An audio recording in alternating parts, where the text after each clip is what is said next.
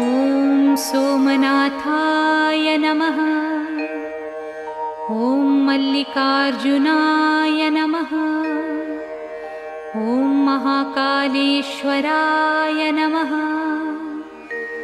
ॐ ओंकारेश्वराय नमः।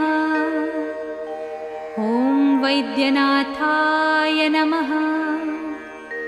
ॐ भीमशंकराय नमः।